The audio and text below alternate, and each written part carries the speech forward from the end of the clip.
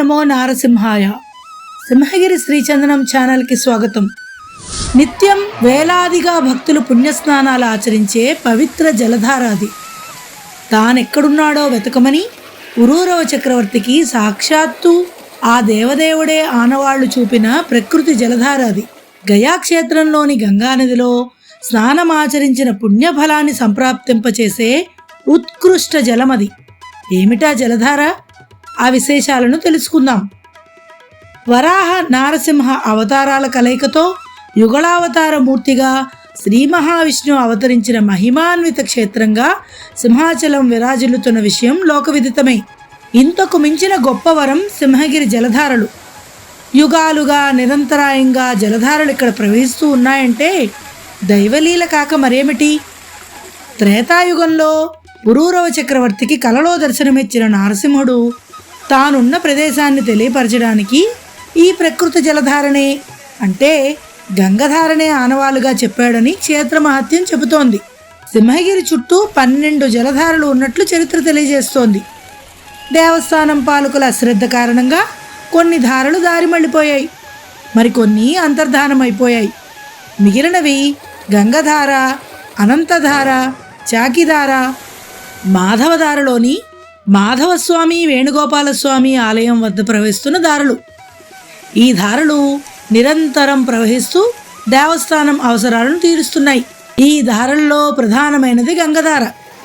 దీనినే పుట్టుధార అని కూడా అంటారు. ఈరోజు ఈ ధార విశేషాన్ని తెలుసుకునే ప్రయత్నం చేద్దాం. అదిగో అక్కడ కనిపిస్తున్నదే గంగధార.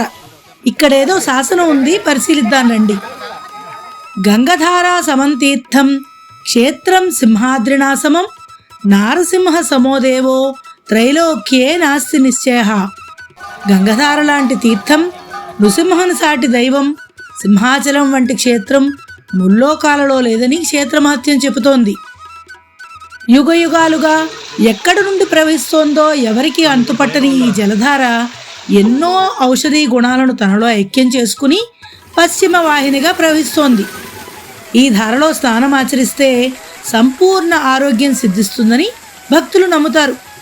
మినరల్ వాటర్ని మించిన స్వచ్ఛమైన జలమని అనేక మంది పరిశోధనలు చేసి నిర్ధారించిన సంఘటనలు కూడా ఉన్నాయి.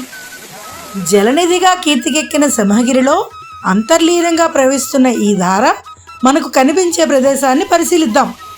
ఇదిగో ఇలా పైకి వెళితే ఇక్కడ ఒక మండపం ఉంది. ఈ దిగువ నుండే ధార ప్రవహిస్తూ ఉంటుంది. ఇక్కడ గంగామాత విగ్రహం ఉంది. ఈ విగ్రహానికి ముందు భాగంలో గదాధరుడు, విష్ణుపాదాలు కూడా ఉన్నాయి. గయాక్షేత్రంలో కూడా ఇదే మాదిరిగా ఉంటాయి. గంగధారలో స్నానం ఆచరిస్తే గయాక్షేత్ర సందర్శన పుణ్యం వస్తుందని ప్రతీతి. ఒకప్పుడు ఇక్కడ పిండ ప్రదానాలు జరిగేవట. పవిత్రమైన గంగధార వద్ద పిండ ప్రదానం చేస్తే గయాక్షేత్రంలో చేసిన ఫలితం సంప్రాప్తిస్తుందని పెద్దల మాట. శతాబ్దాలకు పూర్వం సింహాచల క్షేత్రాన్ని పునర్నిర్మాణం చేసిన నృసింహదేవ గజపతి వీరమరణం పొందిన నేపథ్యంలో ఆయనకి ఇక్కడే సార్థకర్మ జరిగినట్లు చరిత్ర చెబుతోంది. ఇలా ఈ మండపం పైకి వెళ్ళి పరిశీలిద్దాం. ఈ ముళ్ళ పొదలను దాటుకుని కొంత దూరం వెళితే అక్కడ కూడా నీరు ప్రవహించే మార్గం ఉంది. ఇదిగో ఇదే ఆ మార్గం. ఆ ప్రదేశం నుండి ఏర్పాటు చేసిన కాలువలను చూస్తే ప్రకృతి జలధారలను పరిరక్షించుకునేందుకు మన పూర్వీకులు పడ్డ శ్రమ అవగతమవుతుంది. ఈ గంగధార నుండి సుమారు 3 లక్షల లీటర్ల నీరు రోజు లభ్యమవుతోంది. ప్రతిరోజు గంగధారకు వచ్చి అర్చకులు తీర్థం తీసుకువెళ్తే తప్ప ఆలయంలో వైదిక ప్రక్రియ ప్రారంభం కాదు. గంగధార జలంలో తులసి, సుగంధ ద్రవ్యాలను కలిపి భక్తులకు తీర్థంగా ఇస్తారు. ఇందుకోసం తెల్లవారుజామున సాంప్రదాయ వాయిద్యాల నడుమ అర్చకులు గంగధారకు వెళ్ళి పాత్రతో పవిత్ర జలాలను తీసుకొస్తారు. దీనిని తీర్థం బింద అని వ్యవహరించడం సాంప్రదాయం. ఇక స్వామివారికి చందనోత్సవం సందర్భంగా ఏడాదికి ఒక్కమారు నిర్వహించే సహస్ర ఘటాభిషేకానికి కూడా గంగధార జలాలనే వినియోగిస్తారు. వందలాది మంది శ్రీవైష్ణవ స్వాములు సాంప్రదాయ వస్త్రధారణతో మట్టి కడవలను తీసుకువెళ్ళి గంగధార జలాలను తీసుకురాగా అర్చక పెద్దలు నిజరూపానికి అభిషేకం చేస్తారు. ప్రతి ఏటా జరిగే కళ్యాణోత్సవాలలో భాగంగా చివరి రోజు చక్రస్నానం గంగధారలోనే జరుగుతూ ఉంటుంది. సంక్రాంతి పండుగకు ముందు ధనుర్మాసోత్సవాలలో భాగంగా చివరి 5 రోజులు ధారోత్సవాలు నిర్వహించడం సాంప్రదాయం.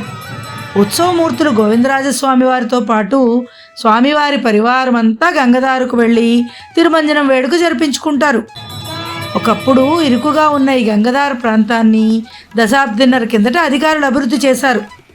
భక్తుల స్నానాలు కనువుగా ధారను పాయలుగా ప్రవహించే ఏర్పాటు చేశారు.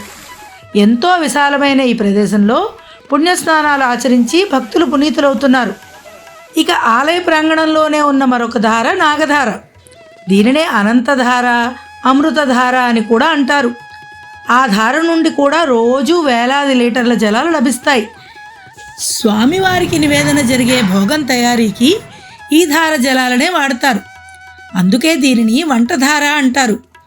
సహజ జలధార సరాసరి వంటశాలలోకే వచ్చే అద్భుతం లోకంలో బహుశా మరెక్కడా కానరాదేమో. వాతావరణం అనుకూలంగా లేనప్పుడు ఈ అనంతధార జలాలనే తీర్థబిందెగా తీసుకుని వెళ్తారు. ఈ ధార ఆలయానికి ఆగ్నేయంలో స్వామివారి పోటు పైభాగంలో ఉంది. ఇదిగో అనంతనాగధార ప్రవహించేది ఇక్కడి నుండే. 10 అడుగుల లోతులో కాలువ ఉంది. అక్కడ నుండి ధార వంటశాలకు వెళ్తుంది. భూగర్భంలో నుండి ధార బయటికి వచ్చే ప్రదేశంలో నాగదేవత శిలారూపం ఏర్పాటు చేసి ఉండడం విశేషం. అందుకే దీనిని నాగధార అని అంటారు. ఈ ధార వచ్చే ఎత్తులోనే ఒకప్పుడు వంటశాల ఉండేది.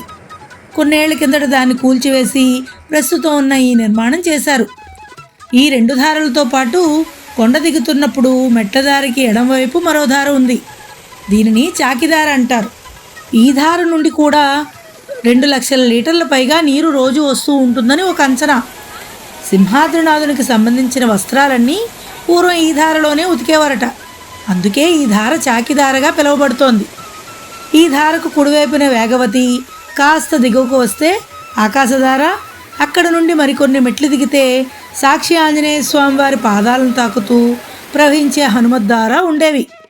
మెట్లదారి విస్తరణ పేరుతో తవ్వేయడంతో ఈ ధారలు అంతర్ధానం అయిపోయాయి.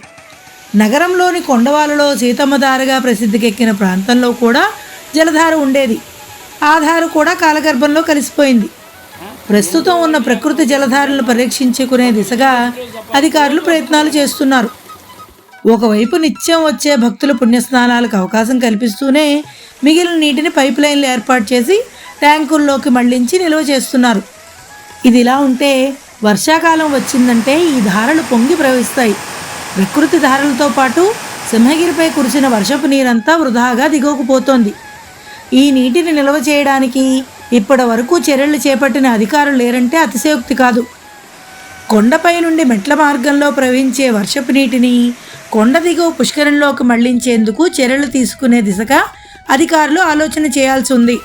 మెట్ల మార్గంలోని ఆంజనేయ స్వామి వారి దేవాలయం దిగువ భాగంలోని లోయలోకి వర్షపు నీరు వరదలా ప్రవహిస్తూ ఉంటుంది. ఈ ప్రదేశం నుండి దిగువ పుష్కరిణి వరకు మెట్ల పక్క నుండి పైప్ లైన్ వేసుకుంటే వర్షపు నీటితో పుష్కరిణిని నింపుకోవచ్చు. ఇలా చేస్తే పరిశుభ్రమైన నీరు కూడా పుష్కరంలోకి చేరుతుంది.